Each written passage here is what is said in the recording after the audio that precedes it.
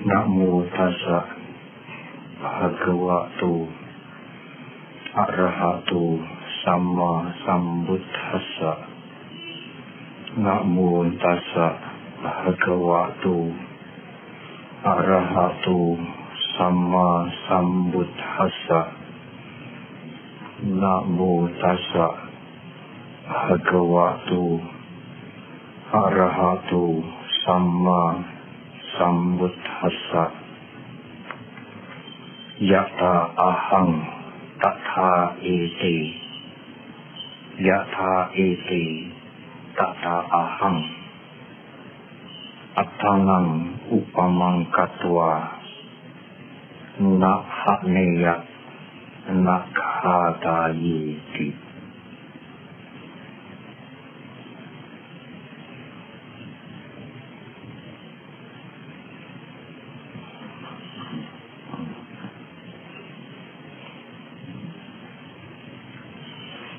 Sangga yang sangat saya hormati, para pandita, para ibu, segenap bapak, saudara-saudara yang berbahagia. Purnama sempurna di bulan Waisakha sudah lewat. Petang hari ini kita bersama-sama memperingati pada waktu jasad Guru Agung Buddha Gautama dikremasi.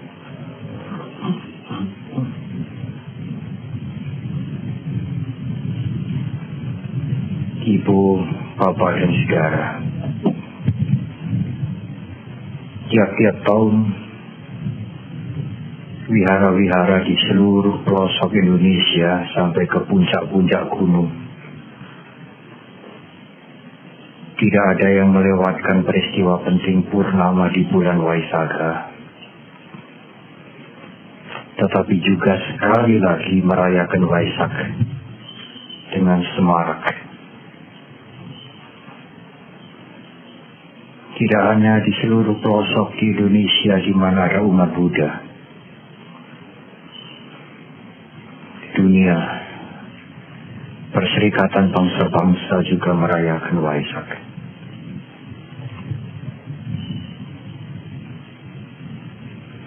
Ibu, bapak, dan saudara,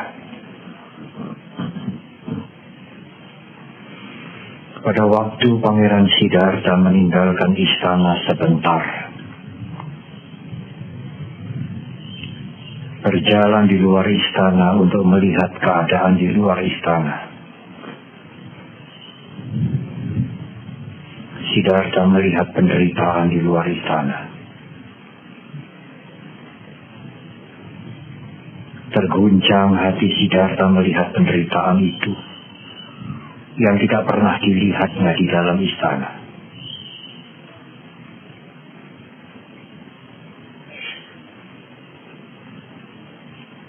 Siddhartha tidak tahan melihat penderitaan.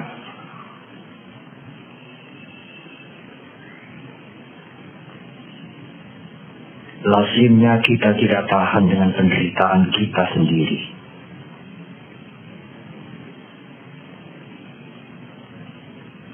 Tetapi Siddhartha tidak tahan melihat penderitaan yang lain.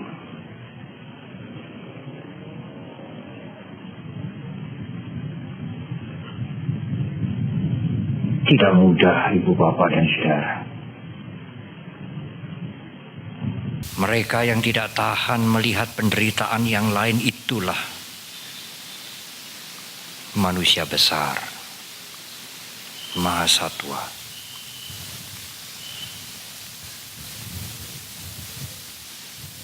Siddhartha tidak mencari tahu yang menderita itu dari suku apa, dari agama apa. Karena ada 6 agama pada zaman Pangeran Siddhartha dilahirkan. Yang mengguncangkan hati Siddhartha hanyalah penderitaan.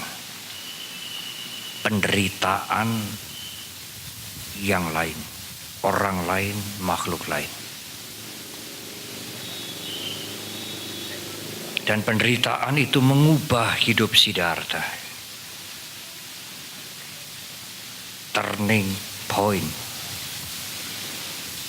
Mengubah sama sekali kehidupan Siddhartha dari seorang putra mahkota.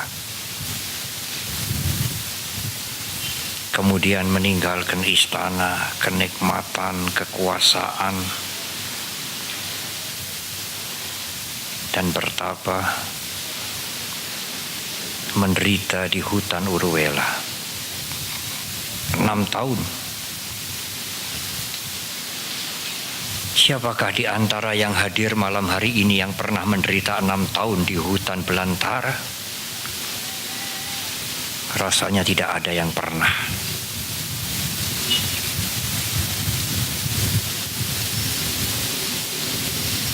Siddhartha kemudian mencapai pencerahan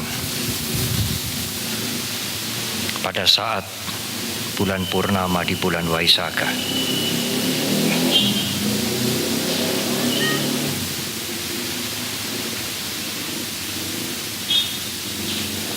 Empat 45 tahun penuh Guru Agung kita mengajar Dhamma, ingin membebaskan makhluk-makhluk dari penderitaan. Dalam bahasa Pali disebutkan Paraduke sati sadunang hadaya kampanang karoti ti karuna. Pada saat seseorang hatinya tergetar melihat penderitaan yang lain dan ingin melakukan sesuatu yang baik untuk menolong penderitaan itu, sadunang, itulah karuna, kasih sayang. Kasih sayang itulah yang menggerakkan Pangeran Siddhartha meninggalkan istana. Dan kasih sayang itulah, kekuatan kasih sayang itulah Guru Agung kita mengajar Dhamma selama 45 tahun.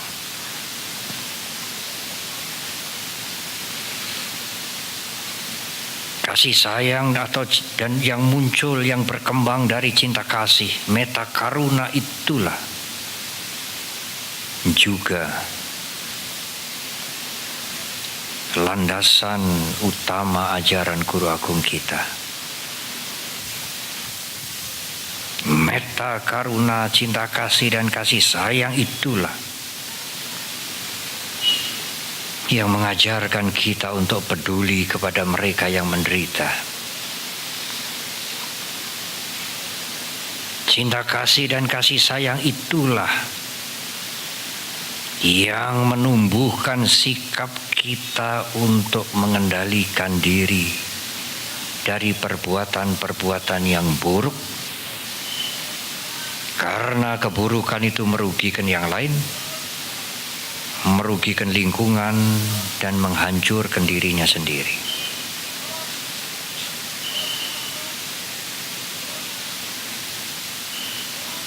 Kalau dikatakan seseorang, kalau saudara merasa mempunyai cinta kasih, tetapi melakukan perbuatan yang buruk, itu bukanlah cinta kasih. Tidak mungkin cinta kasih, orang yang mempunyai cinta kasih, saat cinta kasih tumbuh di dalam diri kita, kita tega melakukan perilaku yang buruk, yang menyusahkan orang lain, membuat orang lain menderita. Tidak mungkin. Cinta kasih yang diajarkan oleh Guru Agung kita bukanlah cinta yang emosional. Aku senang kamu, aku cinta kamu, aku suka kamu. Bukan. tetapi cinta kasih yang tampak pada perilaku yang terang, yang jelas.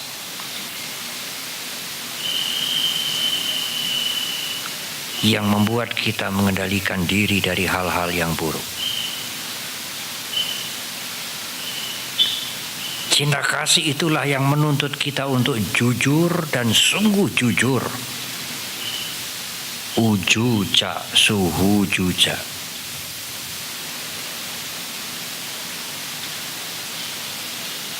Bagaimana mungkin orang yang tidak jujur dikatakan orang yang mempunyai cinta kasih? Cinta kasih itulah yang membuat kita melakukan kebajikan dengan tulus. Cinta kasih itulah yang melindungi kita dan dunia ini.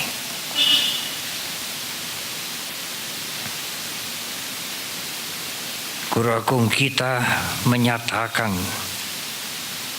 mengingatkan kepada kita, dan itu ditulis di Sutta Nipata.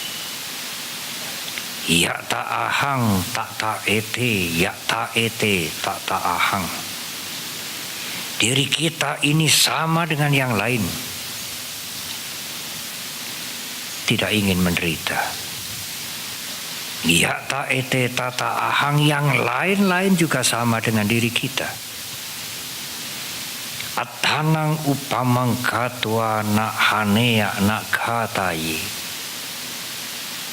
Setelah kita mengerti bahwa diri kita sama dengan yang lain dan yang lain sama dengan kita, janganlah mencelakai orang lain dan menyebabkan orang lain celaka.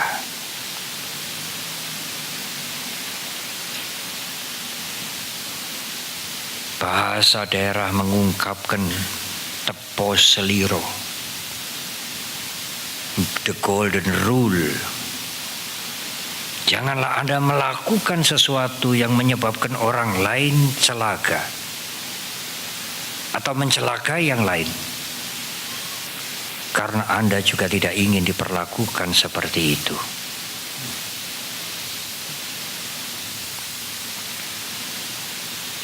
Cinta kasih meredam keserakahan, cinta kasih memadamkan kebencian.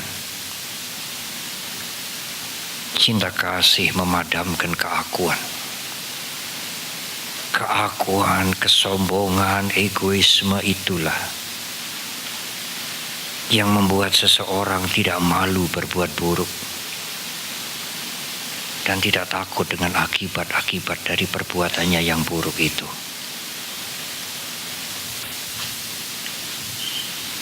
Ibu, bapak, dan saudara, tiap-tiap ibu dan ayah harus memberikan hati cinta kasih kepada anak-anaknya. Apa yang bisa diberikan oleh pendidikan formal? Pendidikan formal memberikan pengetahuan kognitif, kepandaian, pintar dalam bahasa yang sangat populer. Tetapi siapakah yang memberikan kehangatan? Hanya ibu dan ayah yang memberikan kehangatan hati cinta kasih kepada anak-anaknya. Tidak bisa digantikan oleh orang lain kehangatan itu. Kehangatan cinta kasih seorang ibu, seorang ayah kepada putra-putrinya tidak mungkin digantikan oleh yang lain.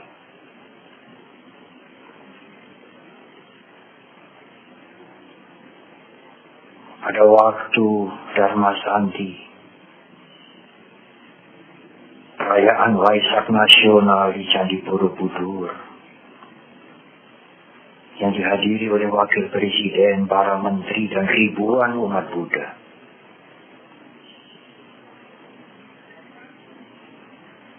Kami mengharap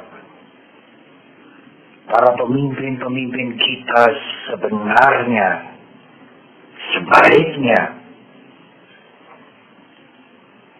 laksana orang tua bagi masyarakat ini, yang tidak tega melihat mereka menderita. Para pemimpin-pemimpin kami laksana orang tua,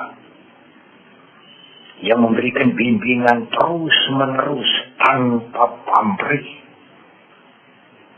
kepada para putra-putrinya agar putra-putrinya mampu mandiri, tidak tergantung pada dirinya melulu, sejahtera dan juga berbudi luhur.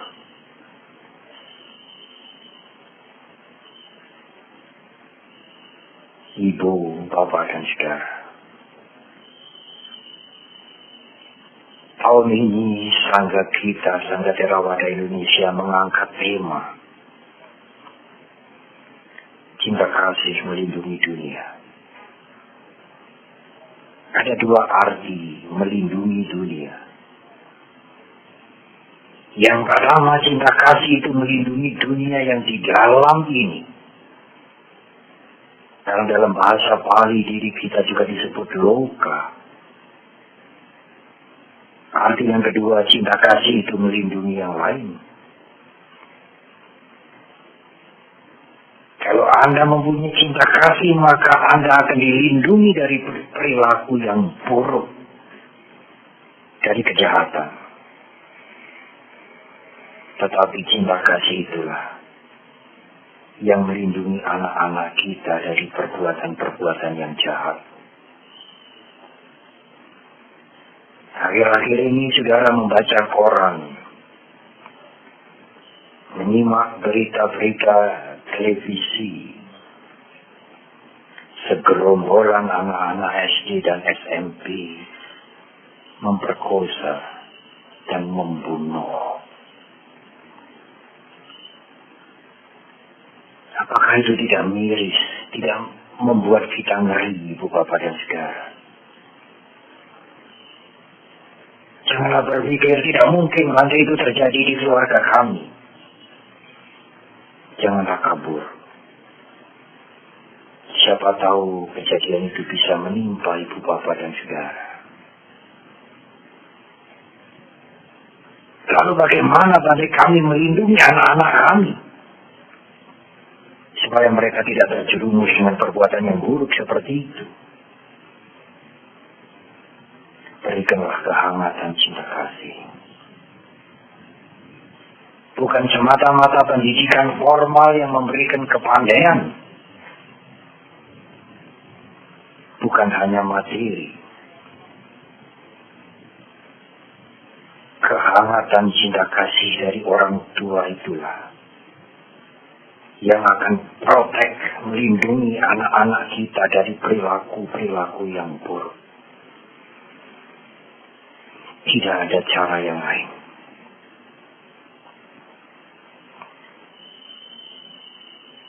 Ibu, bapak, dan saudara, tetapi saya harus menjelaskan di bagian akhir uraian ini. Cinta kasih yang tertinggi.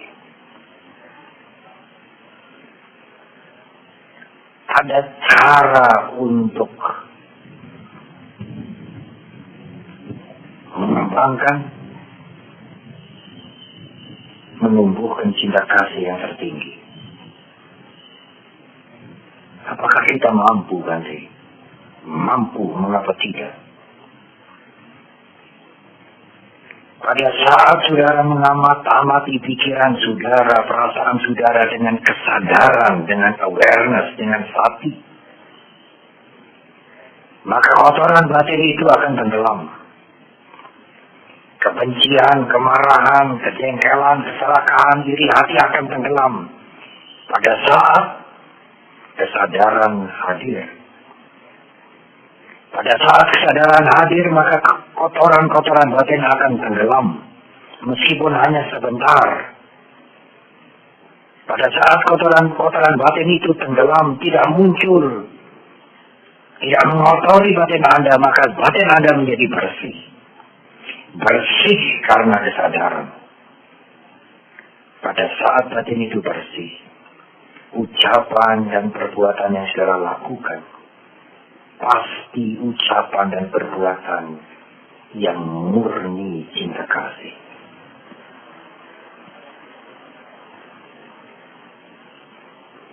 Tidak perlu saudara harus mengembangkan cinta kasih dulu, membaca Karania Meta Sutta dulu, baru melakukan perbuatan supaya perbuatan itu cinta kasih. Tidak harus demikian. Tetapi pada saat batin Anda bersih dari kotoran batin, sudah otomatis semua ucapan dan perilaku Anda adalah berdasarkan cinta kasih. Kalau tidak ada kotoran batin, pasti yang dilakukan adalah murni. Karena tidak ada yang mengotori. Tidak ada pamrih yang diharapkan, tidak ada imbalan yang diharapkan. Pada saat dia memberikan nasihat yang murni, bukan pencitraan. Pada saat dia menolong yang murni, bukan menginginkan balasan. Pada saat dia membantu yang lain, membantu dengan tulus, tidak mengharapkan cinta kasih. Mengapa bisa demikian? Karena tidak ada kotoran batin yang mencampuri perilaku itu. Otomatis perilaku itu cinta kasih yang murni. Sekali lagi tidak usah harus bersiap-siap mengembangkan cinta kasih. Tidak harus melafalkan Karania Meta Sutta berkali-kali dulu. Tapi hadirkan kesadaran. Amati perasaan, amati pikiran, amati batin Anda. Kalau Anda mengerti meditasi, Anda mengerti vipassana, Anda mengerti uraian ini. Karena pada saat kesadaran itu muncul, kotoran batin akan tenggelam. Pada saat kesadaran itu muncul, keserakahan akan tenggelam. Pada saat kesadaran itu muncul, kebencian akan tenggelam. Maka semua perilaku Anda adalah perilaku yang baik dan murni. Pasti karena tidak dikotori oleh kotoran-kotoran batin. Itulah cinta kasih yang tertinggi.